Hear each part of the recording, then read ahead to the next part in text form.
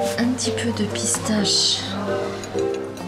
On la déguste en tarte, avec des tomates, ou même sur du pain. J'aime la texture, les couleurs, la forme et le parfum. La figue est le fruit idéal pour apporter une touche sucrée. Une gourmandise décomplexée, la figue est bonne pour la santé. Riche en calcium, en vitamines et en fibres, elle ne compte que 25 calories. La figue se récolte de fin juin à mi-octobre. Pour donner une couleur estivale à nos assiettes d'automne, il est temps d'aller la cueillir. Une figue, en fait, elle est bien mûre à partir du moment où le pédoncule n'est plus dans l'axe du fruit, mais commence à s'incliner. La figue est le péché mignon de Pierre Beau, producteur à Vaison-la-Romaine. Son verger est unique en France, il abrite 250 variétés de figues. Des chercheurs sont venus de toute la Méditerranée découvrir sa collection. Quand j'ai un groupe comme ça, j'essaie toujours de faire une présentation de ce qui est mûr au moment et puis de montrer un petit peu la diversité. Sucre vert, Heidelberg, longue d'août. Les espèces ont des noms énigmatiques. Voici la plus connue.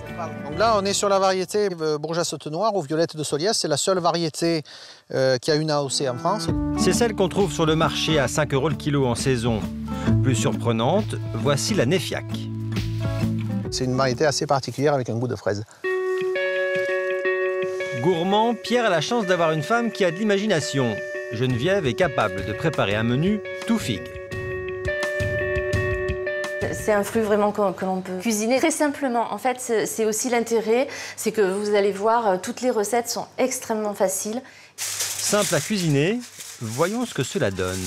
Premier plat. Quelques crostini avec un pain de campagne que l'on a passé au four, aillé avec un petit filet d'huile d'olive. Et puis, sur le dessus, on intercale une figue et du fromage de chèvre. On peut mettre ce que l'on veut. Là, aujourd'hui, j'ai choisi de mettre des graines de pavot. Deuxième plat.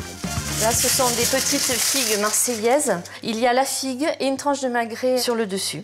Parce qu'elle supporte bien la cuisson, les trempages différents dans les bains de sucre.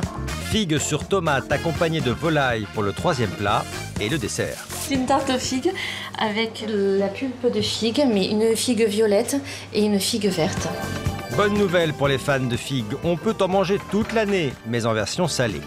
On peut quand même conserver la figue dans du vinaigre, mais on la consommera comme un condiment. C'est un cornichon beaucoup plus doux. Vous mettez vos fruits entiers dans un bocal. Quelques grains de moutarde et de poivre, 2 clous de girofle, une branche d'estragon frais et du gros sel. Le tout est recouvert de vinaigre blanc coupé à l'eau. Il faudra compter 20 jours avant de les déguster. Pour les convives de Geneviève et Pierre, pas question d'attendre, ils vont se régaler. Je prends la recette et je la refais. Il n'y a pas que dans le sud qu'on déguste la figue.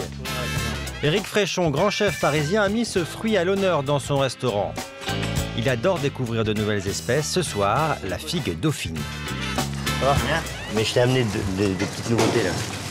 Regarde ça. Wow, c'est magnifique quoi. C'est incroyable, hein ? On dirait qu'il y a de la confiture au milieu. Mais c'est fou, c'est complètement fou. T'as pas besoin de les confire. Quand on croque dans une figue, tout de suite, on a le jus qui pouffe. C'est ça peut-être qui est étonnant. Ça me donne une idée. C'est sûr, elle m'a tout de suite inspiré parce que j'ai ressenti de l'acidité et du sucre. Et tout de suite, ça m'a fait penser à la tomate. Et c'est pour ça que je vais essayer de faire une figue mozzarella. Notez bien cette recette 3 étoiles, facile à faire à la maison. Si, sur une feuille de citronnier, il pose une tranche de figue, une lamelle de mozzarella, un peu d'amande fraîche, du sel, du poivre, un filet d'huile d'olive et... Je vais y mettre un petit peu de romarin aussi, juste pour le parfum. 15 secondes sous le grill pour exalter les saveurs, un zeste de citron et l'amuse-bouche est prêt à être dégustée. Il n'y en aura pas pour tout le monde. Virginie! Ça, c'est ce que je viens de faire là, avec les nouvelles figues d'arrivée, les dauphines. Tu veux goûter pour me dire ce que t'en penses? C'est bonne ces figues.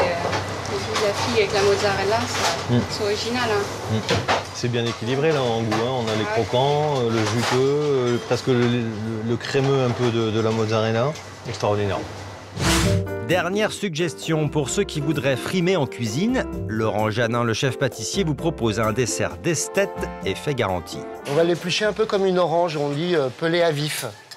Et là, on fait apparaître donc la pulpe du fruit. On dirait que c'est une nouvelle sorte de fruit ou une truffe rouge, autre chose qu'une figue. La chair est pochée dans un sirop de fraises et d'épices, puis enrobée. Laurent peut maintenant dresser l'assiette. On a fabriqué une poudre de spéculoos. On saupoudre. Et là apparaît comme un arbre. Sur le figuier, les fruits sont délicatement posés. On y ajoute une feuille d'or et une quenelle de glace au spéculoos. Il faut goûter. Excellent. 1000 saveurs, 1000 façons de la cuisiner. Il y a forcément une figue qui vous correspond.